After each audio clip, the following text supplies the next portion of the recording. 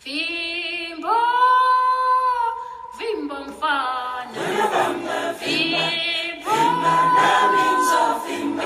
mfana. Fimbo, fimbo mfana. Fambeni yabalele. Fambeni yabalele. Fambeni yabalele. So we want to welcome you back to the Bantu village. So where we last left off, I think we were talking about how we left the United States and we finally arrived in Tanzania. And when we arrived in Tanzania, it was a 2-day trip, pretty much. From the United States to Tanzania, yes. And we didn't stay at a hotel or anything. We flew straight from the United States. We stopped in Istanbul, then we stopped in Dar es Salaam before we ended in Beja. Yes.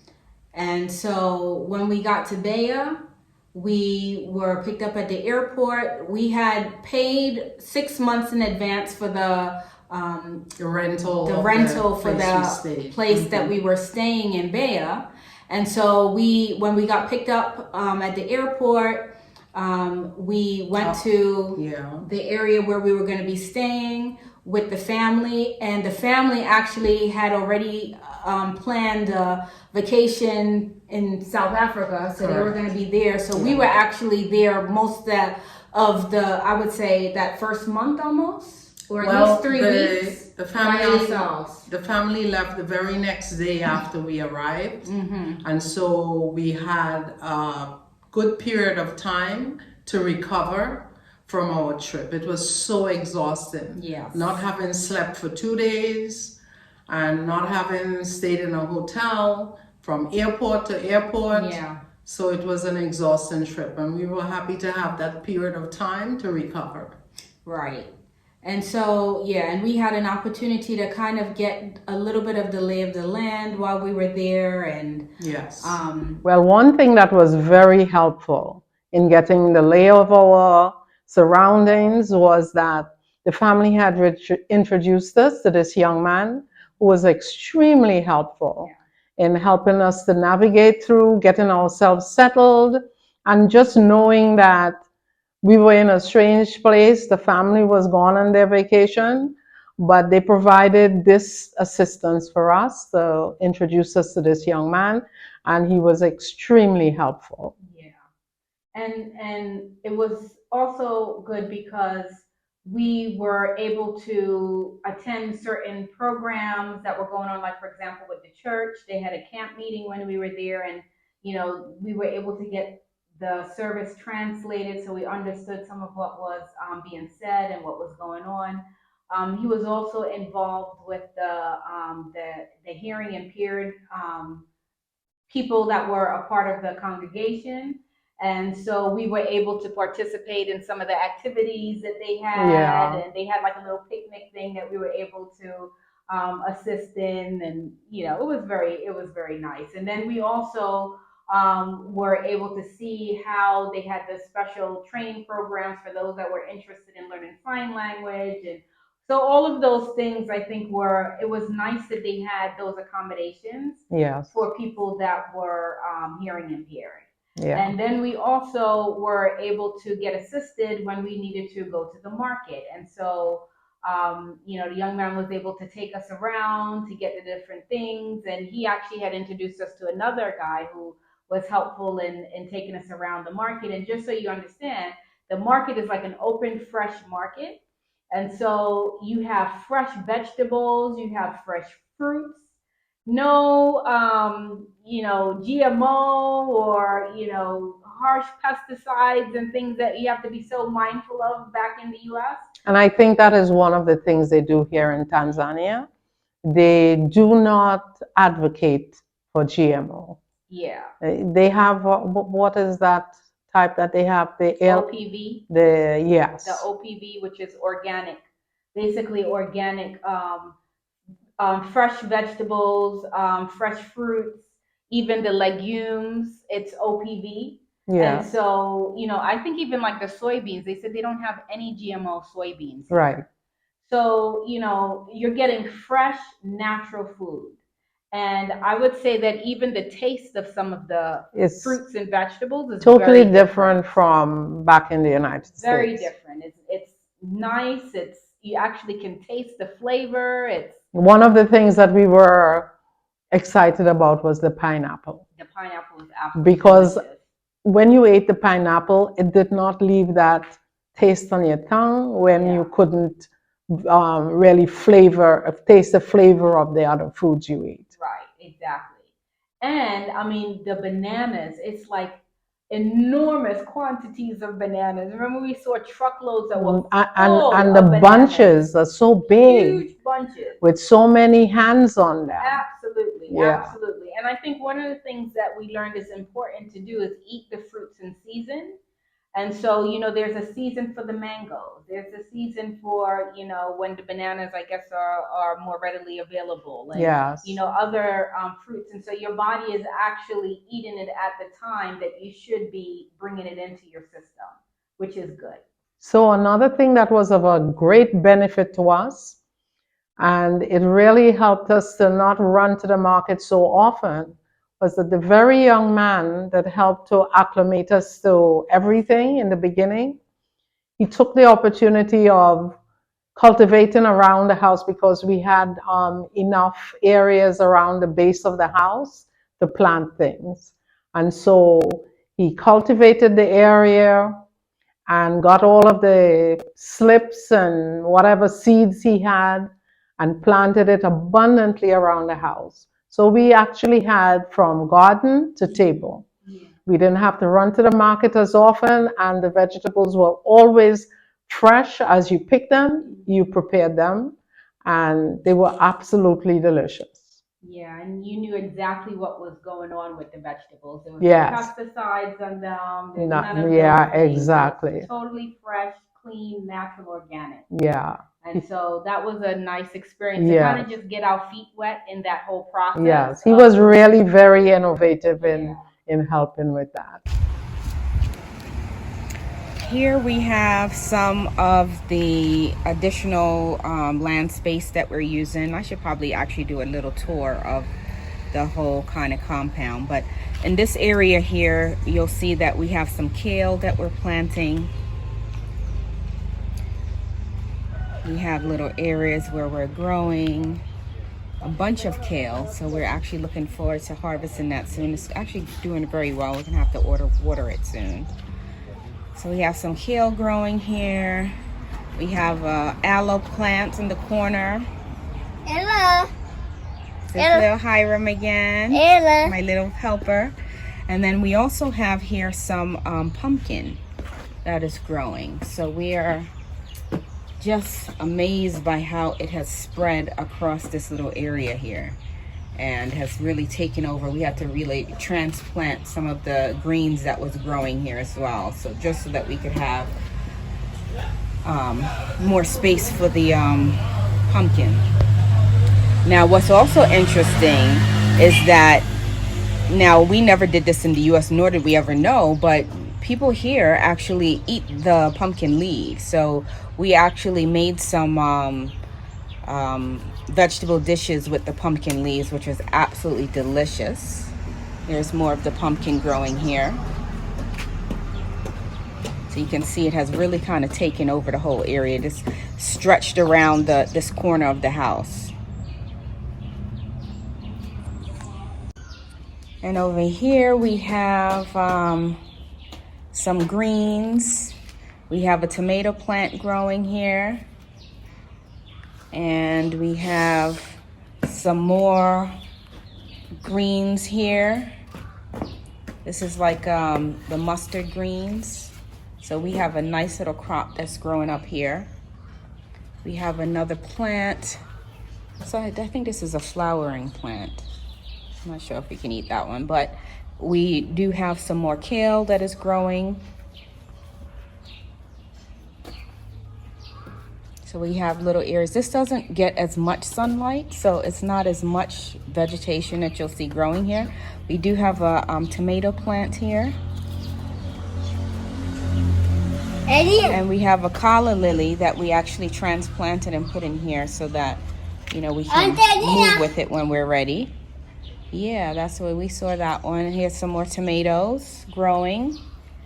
And, you know, the pineapples here are just delicious. I just can't emphasize it enough. There's nothing that compares. You know, when you eat pineapple and you have that aftertaste in your mouth, so that when you're trying to eat food afterwards, it changes the taste and the flavor of the food. That doesn't happen with these pineapples here. So what we actually did is we are transplanting, well, the tops of the pineapples. We're actually planting them in the soil and seeing if we can get our own pineapples, because if we are, that would be absolutely amazing. And here's a beautiful calla lily. You can see here, starting to die now, but it was just so beautiful. So there's a lot of things that you can grow in this region.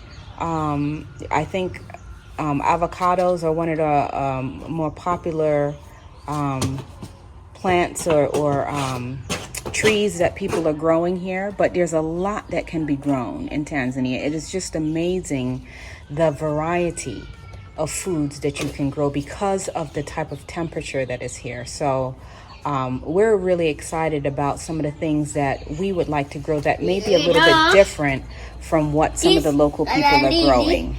So the family returned from their vacation in the beginning part of January, and we were able to get together on different activities. And one of the things that I remember we were able to do was participate in a program that the church was doing. It was their Sabbath school class, and they were going and visiting neighboring villages. It was doing church planting. And so we were able to participate in that outreach program that was going on in that village. So today we are going to a village in Mbeya. It is a branch of the church that we've been going to in the main town. And these are people that are new to learning about Adventism, and they're doing literature and doing evangelistic work here. So you can kind of get an idea of the village here and what it looks like.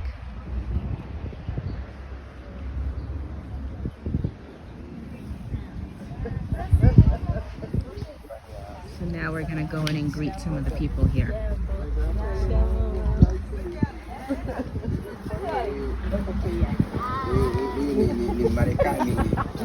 Marekani wa kweli. Yeah. Marekani mwema. English. Asante. Amina. Karibu. Another thing that we were able to do was learn certain things like making soy milk, tofu. We've seen videos on YouTube and how you can make tofu and the like, but I think it was very interesting for us because we were able to actually in person see what the process is to make tofu, to make soy milk, and then even using the leftover of the soybeans after the milk was expressed from it. Right. And we were able to make burgers. So we learned quite a bit from the family while we were there with some of these things, since we all were vegetarians. Right, and it really shows that every aspect of the soybean can be utilized for For something. You can either use it for tofu, you can make soy milk, you can make burgers. I've even seen that people have made soy wax, and other things from soy. So it's really interesting the variety of things that you can actually make from soybeans, and soybeans that are natural, not genetically engineered. So that was a really, I think, enlightening and enriching experience for us, and learning how we can do certain things to be self-sufficient. In the past in the US, we would always just buy our substitute meat products, right? Because we're vegetarians, and we would always buy it. But now, one of the things that I found interesting here is that a lot of things people make from scratch. Like for example, if you wanted to get whole wheat, you take the wheat, grains, the actual seeds. You take it to a grinder. They'll grind the seeds for you into flour. Or you'll do the same thing with the with corn. maize Yeah, the and maize. Take the same thing. Take it to the grinder. You sort it first, clean wash it. wash it, all of that, and then you take it to the grinder, and they'll make it so fresh. You don't have to worry about other additives that have been put into the flour that you're not sure of. All of it is absolutely natural, and you can have full control over everything that you're ingesting. So I think that's one of the things that was really. And even when it comes to making the burgers from the soy left over, you can add other things to it to bring the good source of protein back together again, since some of it was expressed with making the milk. Right. Like pumpkin seeds and Right. other ingredients to improve the flavor and the nutritive value of the burgers. Exactly. So, you really can have more control over the foods that you're bringing into your body, that you're putting into your body. And I think that is a really, really important thing to have. And so, I think another thing that we were able to do with the family was we went to the natural bridge. It was called God's Bridge, which was near Tabea. I think it's called Nkunga. And so it was a really lovely place. It was beautiful water that was rapidly flowing. It had this like stone. It seemed like it was kind of like a stone bridge over the river. Right. And then there was another area that we had gone to where the water is rushing down into what goes deep down into the ground.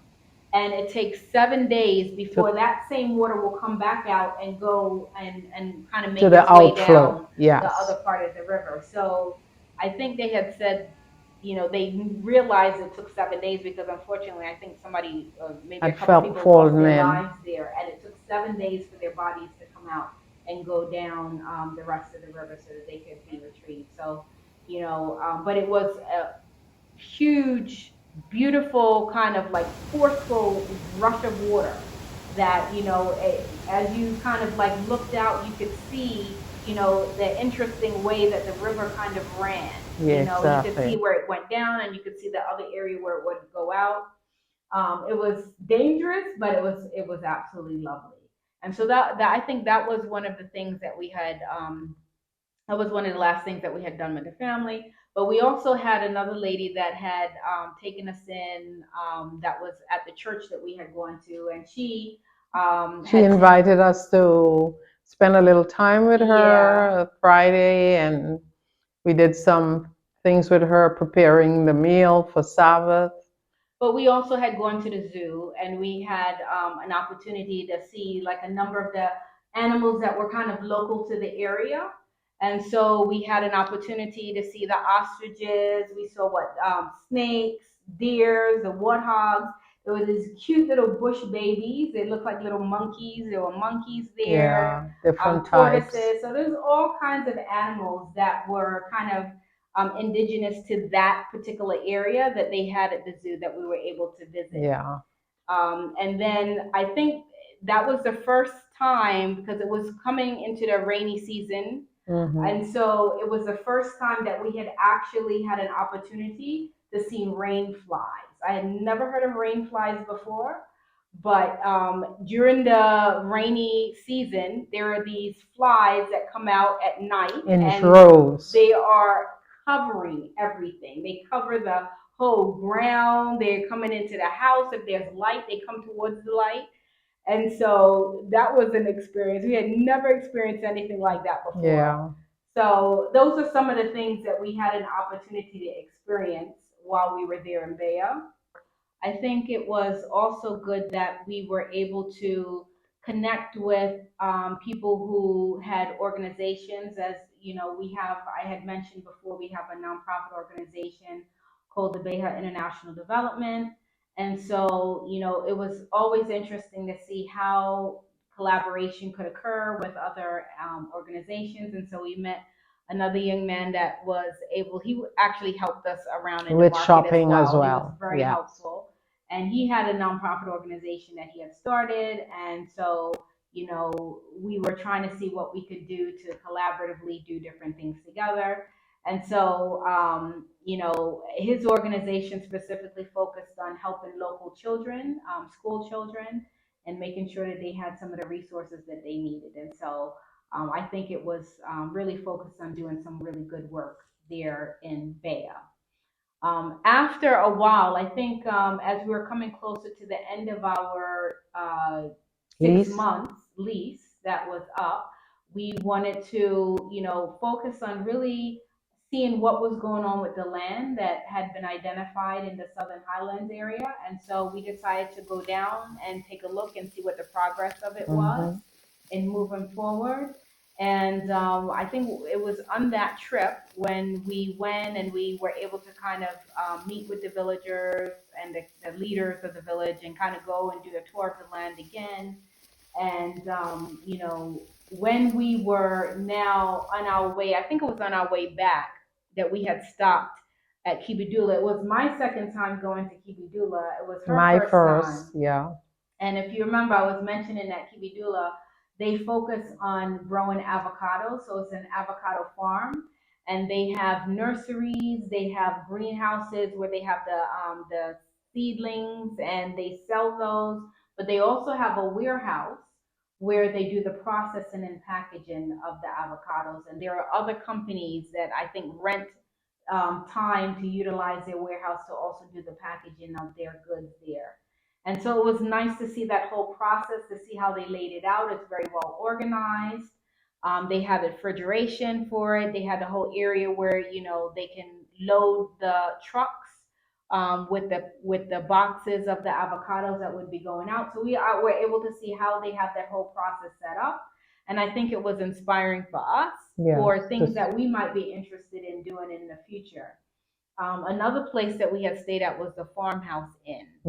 And one of the things that I really liked about that place was the cottages that they had set up. It was a very kind of country, very natural setting. Natural country countryside kind of inn setting. And so it was peaceful, it was beautiful. The cottages were nice and small. It was, depending on, I guess, the family size, like if it was you alone or whether you had a family, it depended on, they had different size cottages that you could rent. So it was just nice to kind of see how she had the whole area, the owner how she had the whole place kind of laid out. And I think that was another really inspiring way for us as we're thinking about, we have a lot of different ideas of things that we would like to do in terms of having a nice, peaceful, serene environment on the land. And I think seeing different ways that you can go about setting it up, I think is another thing they did there. Most of the food, a lot of the food they served came from their personal gardens. Right. And they had a cafe, they had a restaurant. They had like a little storefront that you could buy. They sold some of their products that they grew on their farm. And so it was a nice very nice setting. Kind of model that we could look at in terms of what we could potentially do. So, so after that, I think once we kind of had that experience, we went back to Bea, and then really after that, it was packing our things and getting ready to move transition down to the Southern Highland area, because once the 6 months were up, we wanted to be closer to where our land was going to be. And so that was that transition process. So we said goodbye to Bea and hello to the Southern Highland area that we relocated to. So we were able to get ourselves settled in the Southern Highland area. We were able to find a place that we could rent and got kind of like a good orientation of the surrounding area in the local villages and the city. And I must say that our landlord was extremely helpful. Yes. They're wonderful they are people. Lovely. They are very, very lovely. We are blessed, I must say. Absolutely. I know a lot of people don't have those experiences, but we have been blessed with a wonderful landlord and family. And so, and I think that's another example of how the Most High operates. He always, opens a way for us to be welcomed in with the family so that, we can get better acquainted to the area. And in this particular situation, I think that it was truly a huge blessing. It was a very big They are blessing. really lovely. And so, so anyway, so once we got ourselves settled in the Southern Highland area, we realized that our 90-day visa was coming up. And so it was an opportunity for us to try and find, I think, someplace where we could travel outside of Tanzania. And I think I had looked at a YouTube channel, somebody that I'm subscribed to, and I saw that they were in Israel. And I was like, wait a minute, why are they in Israel? What's going on there? And so then the restrictions were very yes, they had very strict restrictions. And so I looked up, what the status is in terms of travel to Israel. And I saw all of the restrictions that they had were pretty much relaxed. Mm-hmm. And so, you and I talked about it, we prayed about it, and we discussed it, and we were saying that, this might be the last opportunity that we could have to visit the Holy Land. And so we decided that after much prayer and deliberation that we were going to go. And so, you reached out to your friend in Germany? Yes, I had reached out to my friend that I knew from years ago when I studied abroad in Germany, who is from Palestine. And so we were able to connect, and he connected me with his family, because I remember when he visited us in the U.S., he had always said wanted to. That if you ever want to go to Israel, let me know. And he was going to connect me with the family, and we would have a wonderful time. And so that is exactly what he did. He connected me with his family. And well, I think we'll let the next video show, because it was an amazing experience. Absolutely amazing. So with that said, I want to thank you for staying tuned. For watching this video. Stay tuned for our next video, and where we talk about our experience when we went to Israel. I want to ask you to like and subscribe, share it with other people. As I said, there are, I'm sure, a lot of other people who are also interested in moving to the motherland, and they may not know how to go about doing it. We didn't know either, but sometimes it is just a matter of stepping out in faith. And so we want to encourage anyone else who has the inclination, or they feel the push by the Most High to, leave where you're currently staying in the West and come to Africa. I think that, as you follow us on this journey, you can kind of get an idea as to what the experience could be like, and maybe be encouraged in your journey. That we are hoping that it will be really an encouraging inspiration for you to step out in faith. Exactly. So thanks again for watching, and we'll see you in the next video.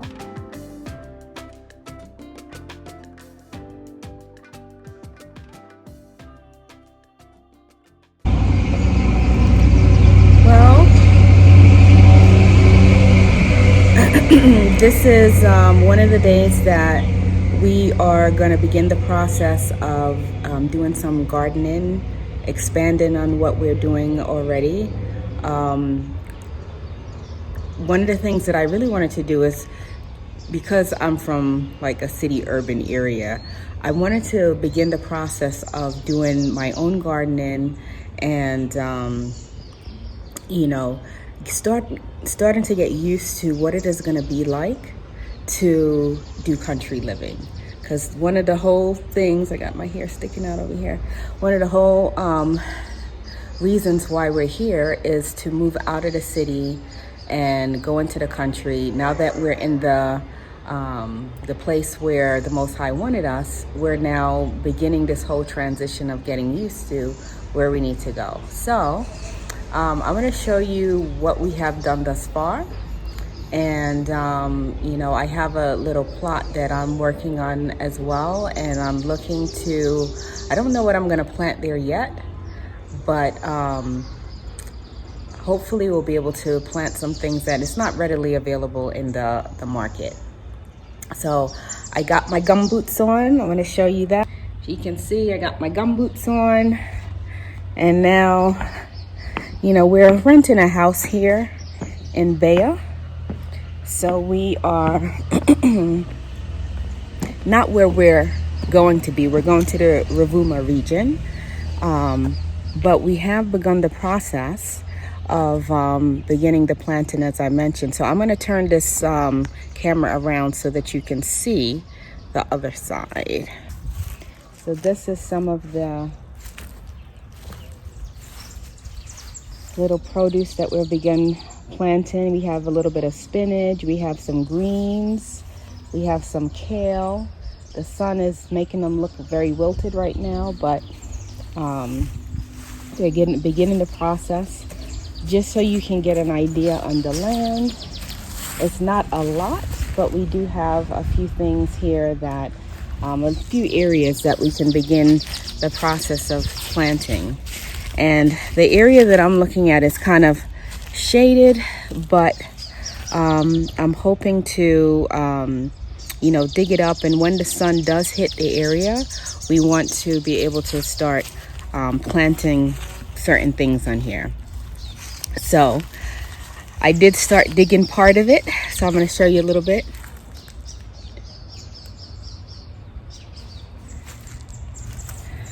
And yeah, so we're excited about the possibilities, getting into the whole mode of country living, doing our own planting, reaping what we are planting and having that satisfaction, but also having more control over the nutrition and nutrients that you're getting. I would say here the soil is extremely rich.